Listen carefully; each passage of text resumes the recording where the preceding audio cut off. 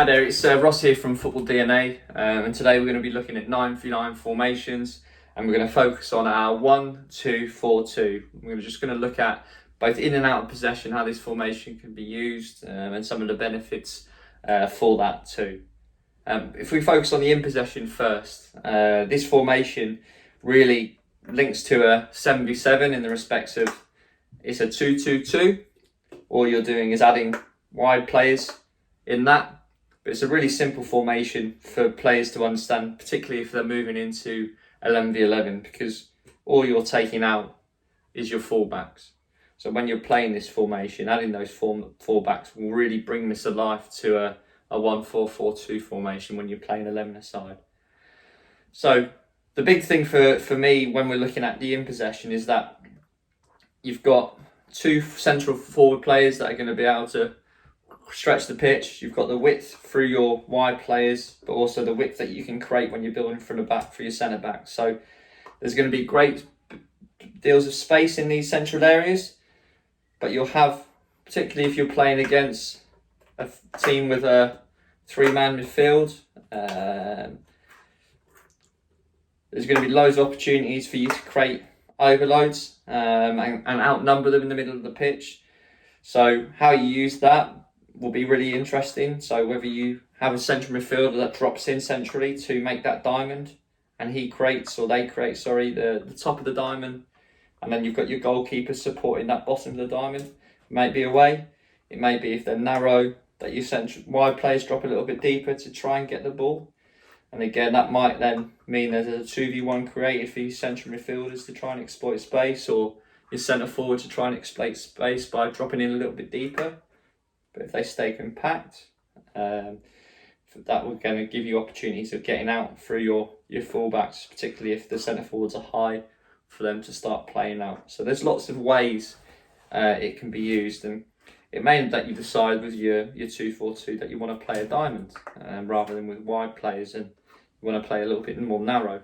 And again, that naturally will create not only a triangle or a diamond and triangles for you higher up the pitch, but you've also then always got that diamond, which again is fantastic for building from the back, which is going to really help you with creating extra players. But if you're playing 11 aside and you're going to go into a 3-man midfield, that could be a great way of then encouraging and educating your players on how to those 3 players might rotate and move to create space when you're building from the back as well. I think the other thing for me, if you're playing with a 4-man midfield again, when you're in possession, is that you're going to get lots of opportunities to get players in the box, particularly from crosses in wide areas. So if there's any chances of getting wide, you've got 1 player, 2 players, and the 2 centre forwards that potentially can join in the attack as well. So if you're looking at when you get a little bit older, getting 2 or 3 players in the box at one time from wide areas, and can talk about how wide players and centre forwards are going to get at the box. This is a brilliant way of working that. And talking to your central midfielders, okay, if one goes, who's going to stay, and how do we deal with that? When we're looking at out of possession, probably the big thing for me when we're looking at the out of possession side is the emphasis that's required for your wide players to work in recovery. Because you've only got 2 at the back, if you're playing against a front 3, for example, straight away you're outnumbered. So the only way you're going to be able to deal with that is by getting those players to recover back quickly, or talking about central midfielders covering the space if needs be.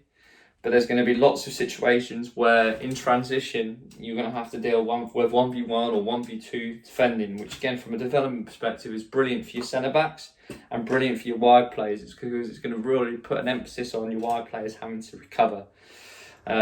So for me, the wide players are critical in terms of getting up and down the pitch to really support how these players cope. And they have to recover really quickly to support in that as well. But if you can make it work and you can get really compact when you're out of possession, this formation is fantastic for not only protecting the goal and creating a box for, which you can talk about out of possession with your 2 centre backs and your 2 centre midfielders, but when you're pressing, you're going to have lots of players that are high up the pitch, potentially 6 players in the attacking half when you're looking to press. So wide players will be able to press fullbacks or wide players.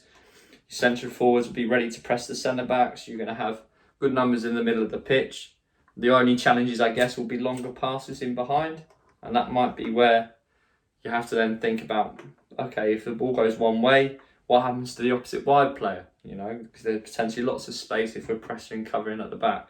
So that might be where your wide player drops in and you revert back to a 3-3-2. But this formation is brilliant for educating and developing players, particularly in 1v1, and getting them lots of situations where they're going to have to deal with outnumbered play, but also helps with dealing with combinations and attacking play when going forwards too.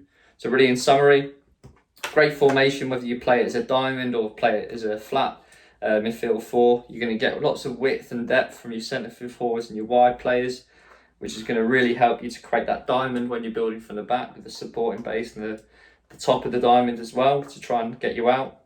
When you're attacking, be brilliant opportunities for combination plays and emphasis on wide plays, but how many players you get in the box from a wide area, you know, that's going to be a big thing for you when you're attacking in this formation.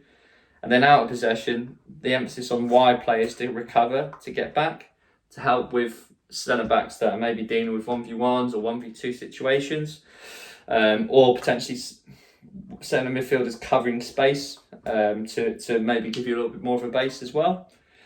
And lastly, probably the big thing is, again, if any passes going wide and you're coming across one side of the pitch, is that opposite wide player coming round. So if you over cover and your centre back when the ball's here comes up around too much, you're going to get potentially caught out on the switches of play. So just how that wide player covers round. But in terms of physical load, you know, there's obviously a great deal of physical workload required for the wide players, which is fantastic for you to put an emphasis on them having to cover distance and you know, all those things around work ethic, etc. You know, we're going to come into here for that.